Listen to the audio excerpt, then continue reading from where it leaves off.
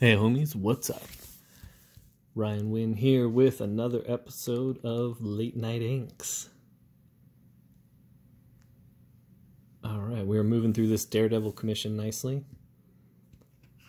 After last night's episode, I got a lot more done. It's looking pretty slick. Pretty happy with it so far. Got some faces and some hands we're going to noodle on tonight. Excuse me.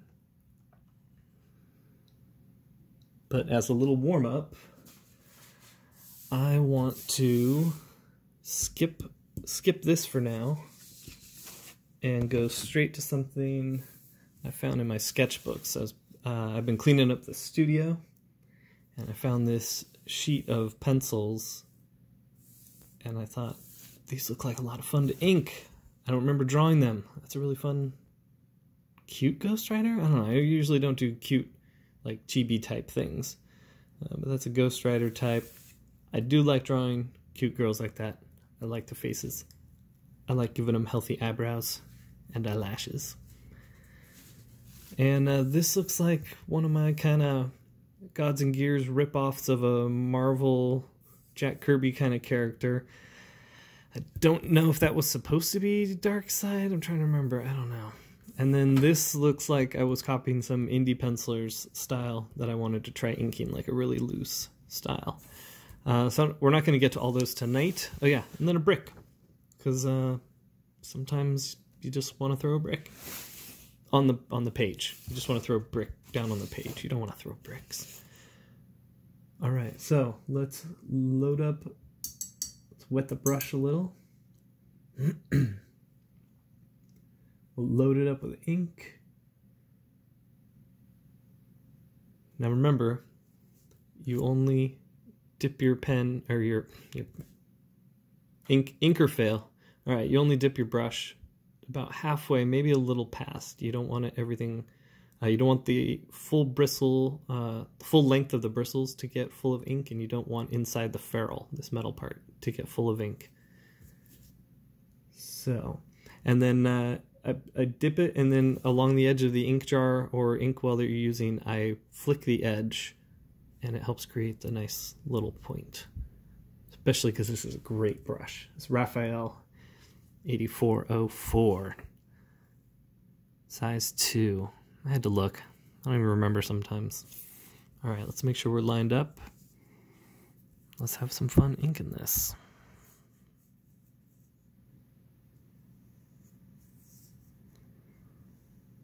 So see, I'm already just moving across and doing these lines.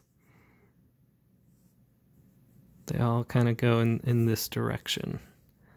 And that way I'm not crossing over, sticking my hand in any wet ink.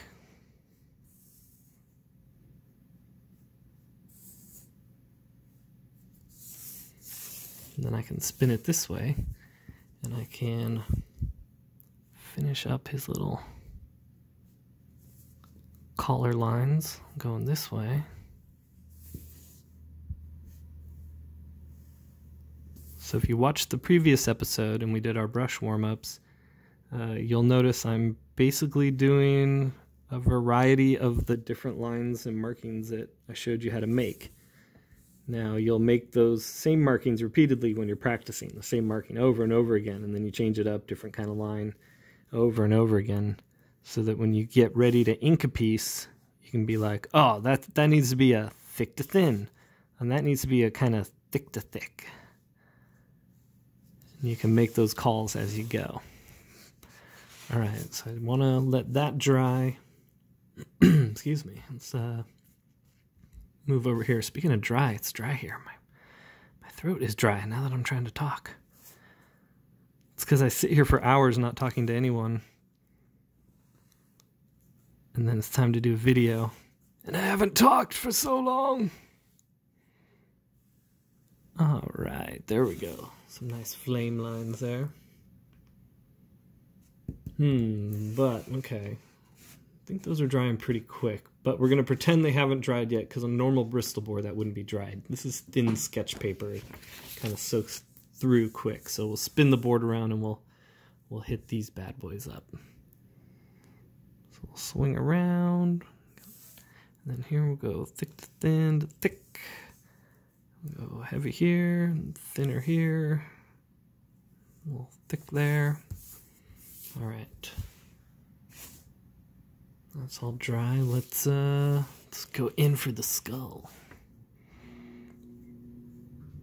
So what's my approach going to be? I'm going to start over here. We're going to work our way across a little bit.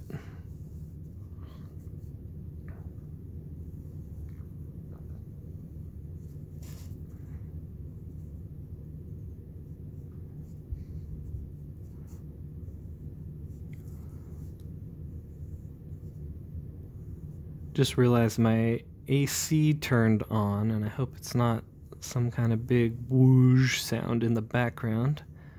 I'm not going to stop to check, because we'll punk rock like that. So the brush is getting a little dry, so I'm going to do some of the rendering here, which I normally save.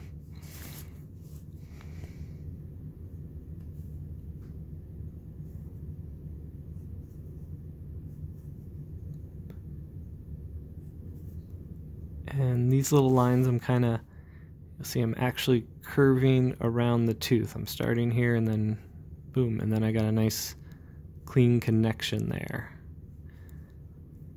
So not only do you want to be able to move the brush with your shoulder and your elbow, but you want to be able to do little movements with your fingers as well. And again, all of that goes back to those brush and pen and ink warm-ups I do. If you want to ink like the Ink King, you got to practice like the Ink King. You got to be the practice king. I'm sure many of you have heard that, 10,000 hours to perfect something. Well, I look at it like 10,000 lines to get really good at something. To get good with a brush or a pen. And I got into this business pretty young. I was Danny Mickey's apprentice in my very early 20s. So I had to prove myself at a young age, so I devoted myself to making up for being young by spending hours and hours just practicing lines. I wanted to get 10 years of experience in a matter of months. I had to drink some water.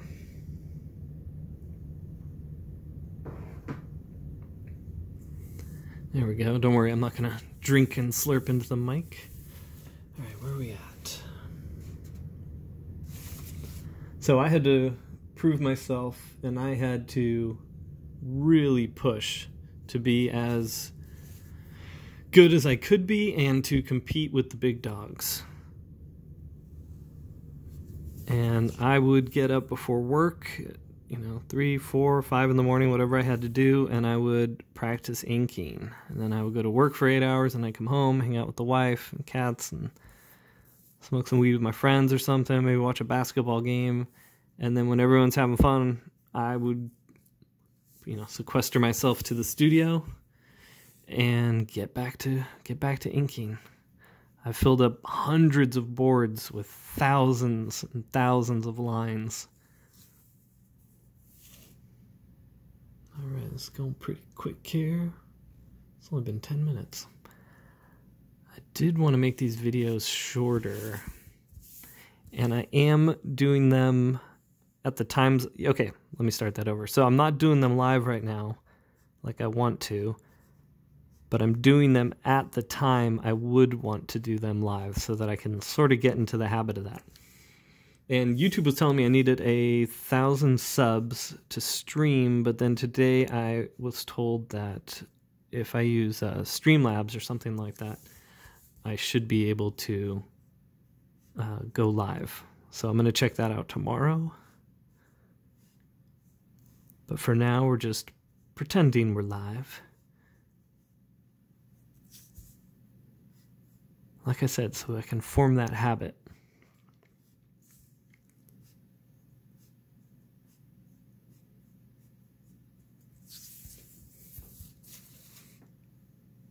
All right, let those eyes dry for a sec.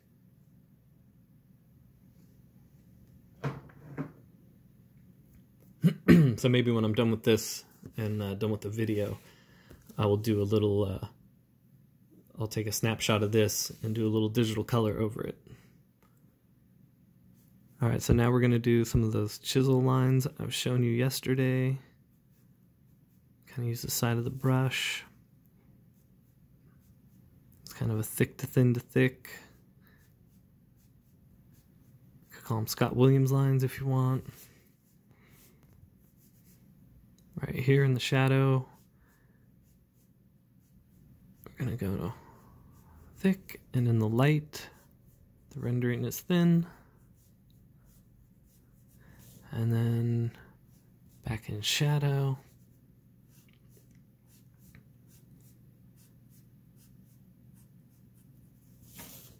And then we've got his little spikes here. We'll do a little, I forget what this is called, but when you've got something lit about halfway through, you have the heavy shadow, and then behind it, it sort of lightens up with a little reflective light, a little ambient light.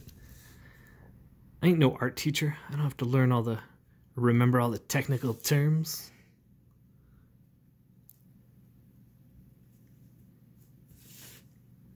All right, we got a little rendering here. Some bleeds.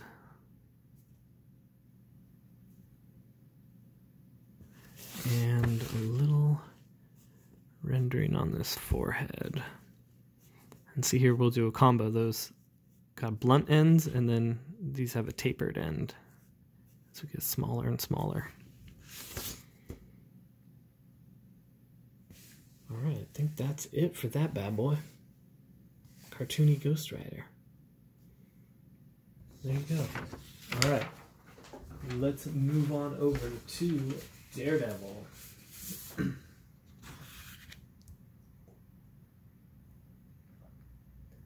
So actually what I want to do on this piece tonight is, let's see, we're going to do Daredevil's face, and then we're going to switch over to penciling, and we're going to fix this guy. Actually, you know what? I'm going to save Daredevil's face. I'm going to wash off the brush.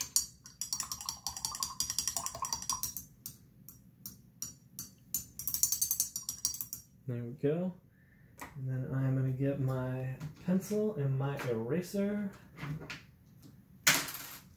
All right. Little impromptu change of plans here. All right, so what I didn't like about this little guy is he looked like he was wearing pajama pants or Dickies or something. Which, no offense to the penciler, but we're going to fix that. So, going to take a trusty kneaded eraser, and we're going to dab like it's 2016 and just lighten those pencils. Man, those are dark. Like I said on one of the earlier episodes, this was penciled by Joe, I think, Campagna. God. My friend who commissioned me told me his name, and I forgot to double check it before this video. But it was done in 2015, so the paper is a little compressed. So the lead is really pressed in there, almost like a tattoo. Almost, where inking really is tattooing the paper. You're scoring the paper, cutting it, and the ink is being delivered into the, pulled into the pulp. All right, so we've lightened him. He doesn't look, excuse me, he doesn't look much lighter on camera, but it's lighter.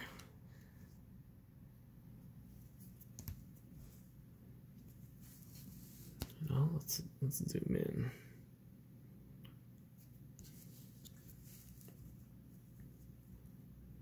There we go.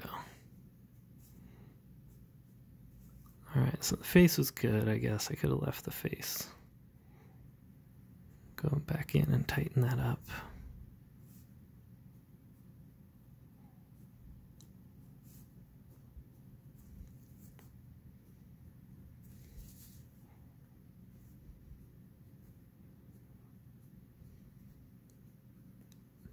Oh, actually, now that I'm looking at it, the torso wasn't so bad. But I am wondering about finishing him there. If I should extend his body. Let's see. let's do a quick test, see how we like it. So he's kind of a buff ninja.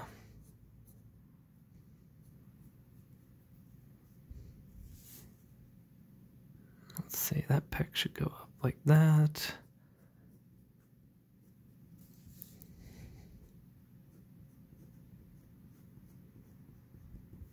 There we go. Actually, I am liking this better. Just a little reshaping, making the foundation a little more solid. Go in there and do his pelvis, just like in your Jim Lee videos. Is that guy making videos anymore? And let's see, the leg was a good position, good shape. Just wanted to have it less pantsy looking. There we go. So you want to get that calf in there, want to get the knee in there. And the foot's flat. I don't like the foot being flat. Should be mid-action like that. And then this leg goes back like this. This guy's sword comes up here, so we have to consider that as well.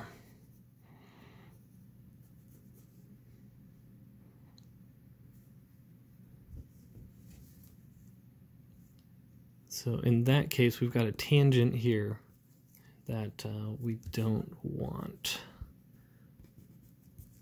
So the sword comes up, sword would be longer than that, right? Something like that. That's rough, I'll clean that up, but we'll bring his arm back more, get it in the proper perspective too. So like I said, I'm not an art teacher, so go learn all the stuff, all the parts, how to make cones and spheres and all that stuff. It's super important for drawing.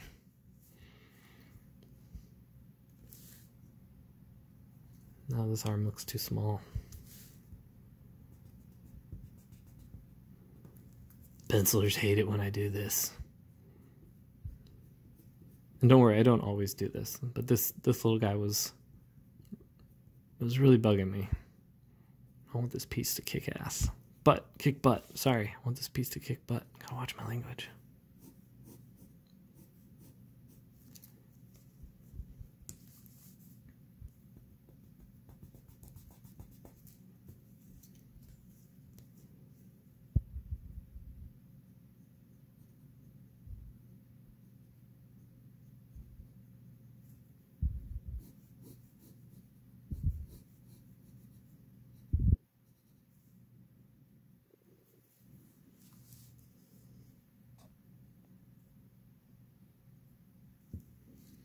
All right, we can add his wraps. Which, if you're drawing your cones and spheres in perspective, that's easy to draw the wraps around the wrist and the waist and everything. Yeah, see, this torso's still off. I thought I liked the torso for a minute, but